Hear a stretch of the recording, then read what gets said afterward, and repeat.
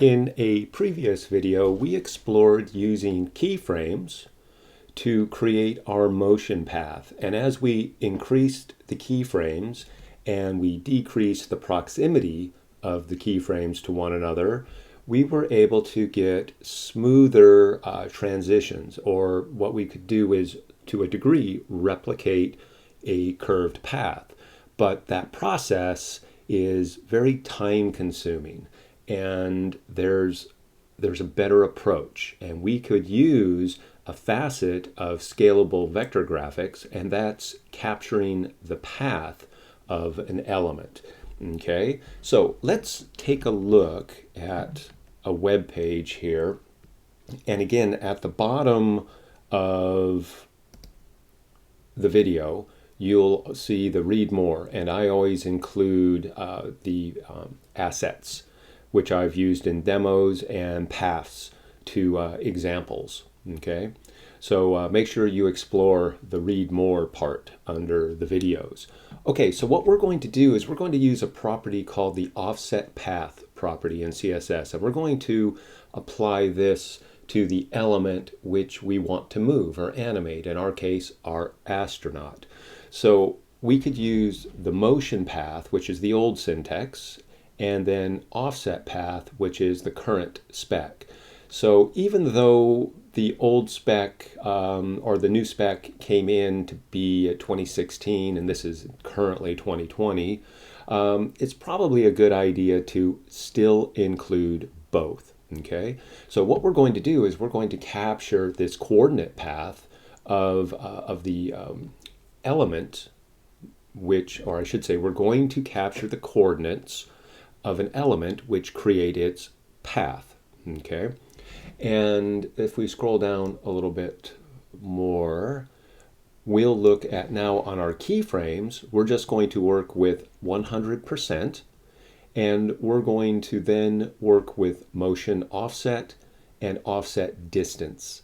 And we're again, the motion offset is the older, offset distance is the newer. We're just going to continue to use both. So what's going to happen is we're going to have these coordinates run from 0 to 100%, and our element should follow. So we're saying offset path, here's the coordinates, we're going to run through these coordinates, and that will complete our path. Okay, so let's go back, and I should have, I believe I've commented out the keyframes from a previous demo where we added more keyframes, more iterations, more coordinates to emulate that curved path. Okay, so now I've added our keyframes, and then our targeting our astronaut, and then 100%, and our motion offset, and then the newer offset distance. We're going to call both of these at 100%. Okay, so now let's go down to our astronaut, and we're going to keep our animation the same here. Okay, but let's go ahead and we will add the offset rotate,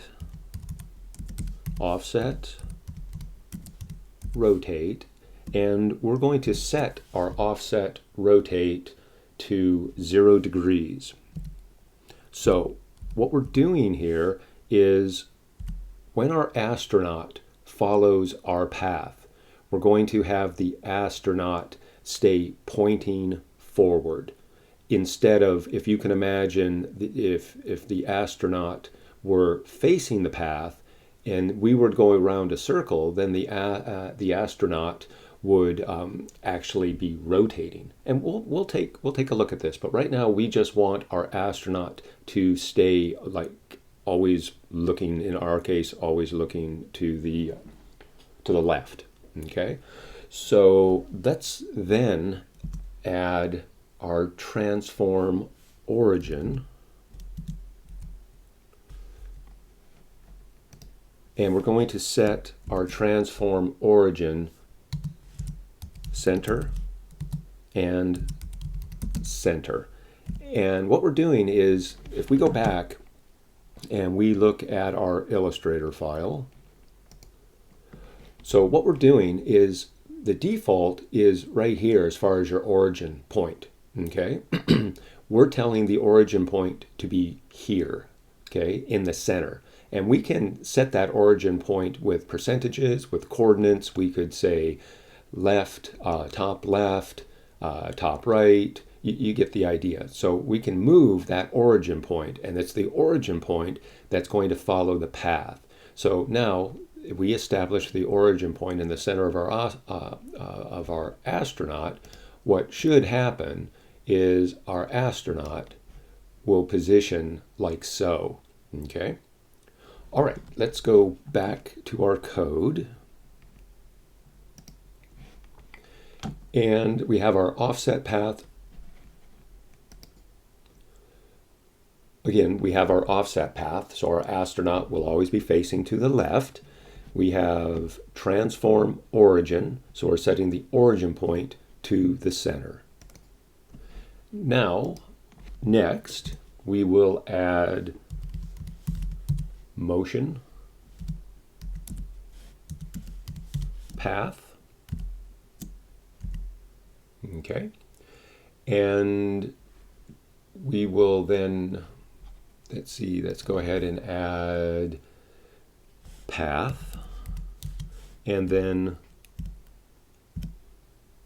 your quote marks, and then our semicolon, okay? And we can just copy this real quick.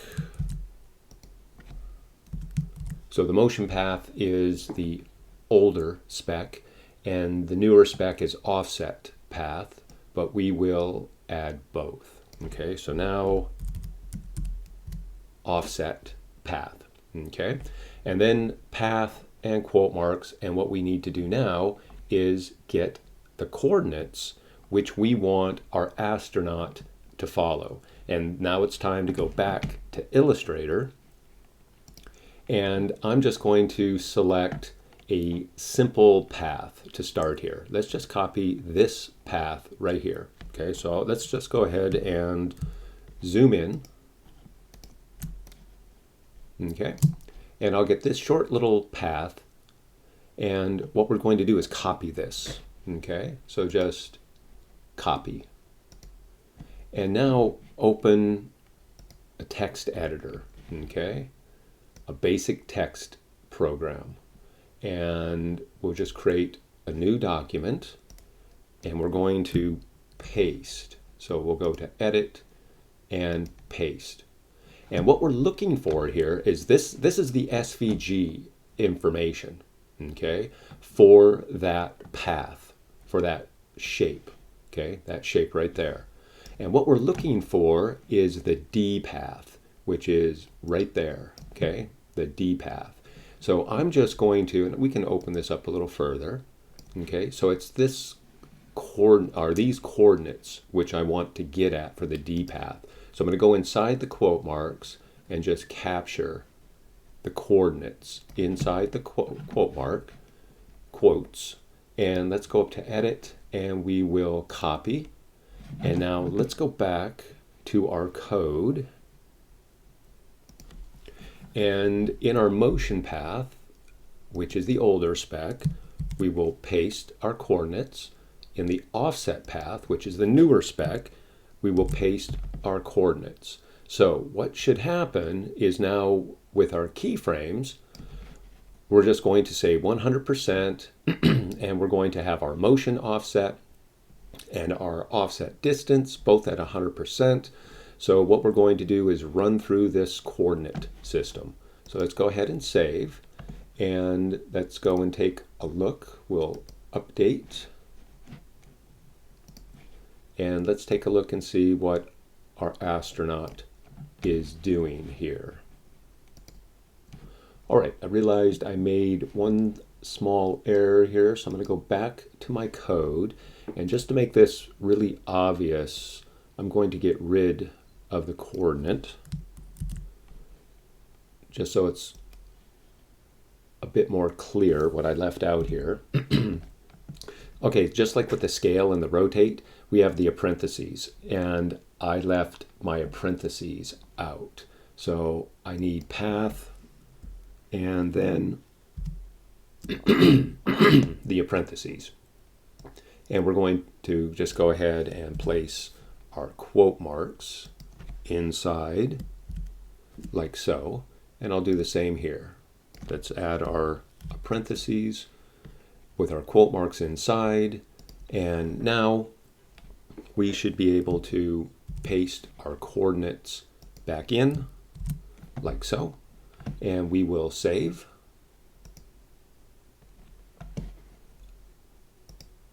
And let's update our page.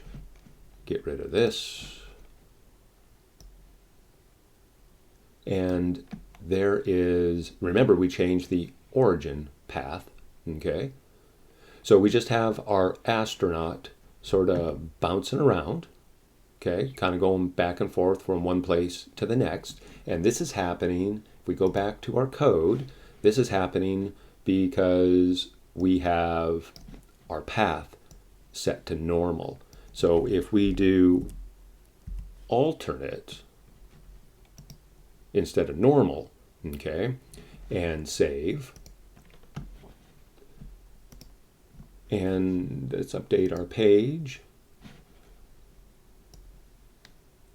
we should have sort of this ping pong effect now. Okay, so alternate's going to basically just take you in one direction, then back in the other direction, sort of a ping pong. Normal is just going to let the astronaut follow the path and then snap back to the beginning. So alternate's going to work better if you just want sort of this floaty thing going on. But if we want to follow a path specifically, then we're going to use normal. Okay, so let's go ahead and stop this video. It's getting a little long. And in the next video, part 2, we'll explore creating a circular, a figure 8 path. And then what we can do as far as having the astronaut follow that path.